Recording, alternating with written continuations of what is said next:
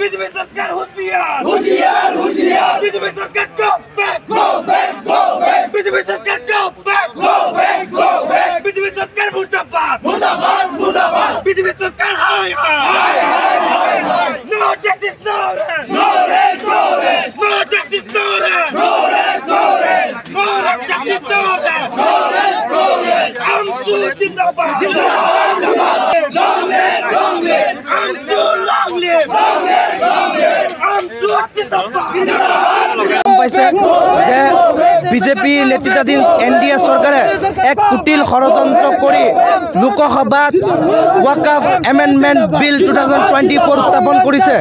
এই বিলৰ আঁৰত একমাত্ৰ এটাই উদ্দেশ্য যে ভাৰতবৰ্ষত বসবাস কৰা কোটি কোটি মুছলমান ব্যক্তিসকলৰ যিটো সম্পত্তি সেই সম্পত্তি কুটিল ৰাজনীতিৰ জৰিয়তে তেওঁলোকে আত্মসাৎ কৰাৰ এক প্ৰয়াস কৰি আছে।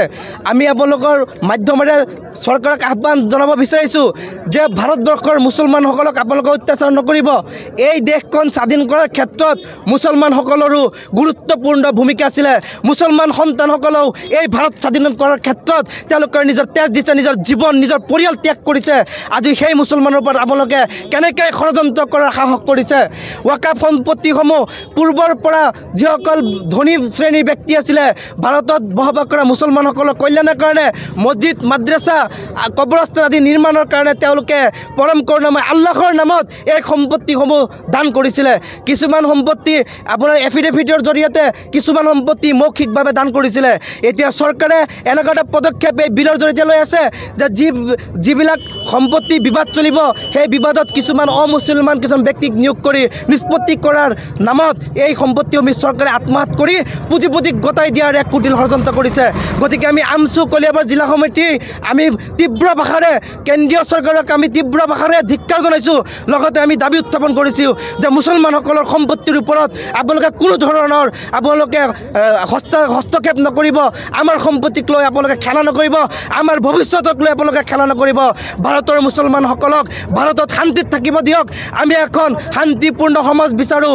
ভাৰতত বসবাস কৰা সকলো জাতি জনগোষ্ঠী সকলো ধৰ্ম ব্যক্তিসকলৰ লগত আমি ভাতৃত্ববোধৰ এক সম্পৰ্ক তৈয়াৰ কৰি আমি এইখন দেশত শান্তিৰে থাকি এইখন দেশৰ সৰ্বাংগীন কল্যাণৰ ক্ষেত্ৰত আমি সহযোগিতা আগবঢ়াব বিচাৰোঁ। কিন্তু ভাৰত চৰকাৰৰ যিসকল অংশীদাৰ যিসকল আছে সকলোৱে মিলি কেৱল ৰাজনৈতিক মুনাফাৰ কাৰণে এই নাগপুৰক সন্তুষ্ট কৰিবৰ কাৰণে তেওঁলোকে বাৰে বাৰে বিভিন্ন ধৰণে ভাৰতত বসবাস কৰা মুছলমানসকলক অসমত বসবাস কৰা মুছলমানসকলক তেওঁলোকে বাৰে আক্ৰমণ কৰি আছে।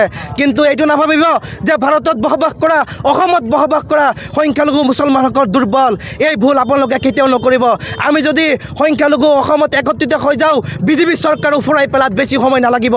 গতিকে অসমৰ মুখ্যমন্ত্ৰী মাননীয় হিমন্ত বিশ্ব শৰ্মাৰ লগতে অসমত যিসকল সাংসদ বিধায়ক মুছলমান ভোটৰ দ্বাৰা তেওঁলোকে আজি হ'ব পাৰিছে তেওঁলোকক আমি আহ্বান জনাইছোঁ যে আপোনালোকেও তীব্ৰ আন্দোলন কৰক যাতে মুছলমানৰ লগত যাতে কেন্দ্ৰীয় চৰকাৰে মোদী চৰকাৰে কোনো ধৰণৰ অন্যায় অত্যাচাৰ কৰিব নোৱাৰে। তাৰ বাবে আমি আমচুৰ মজিয়াৰ পৰা আহ্বান জনাইছোঁ।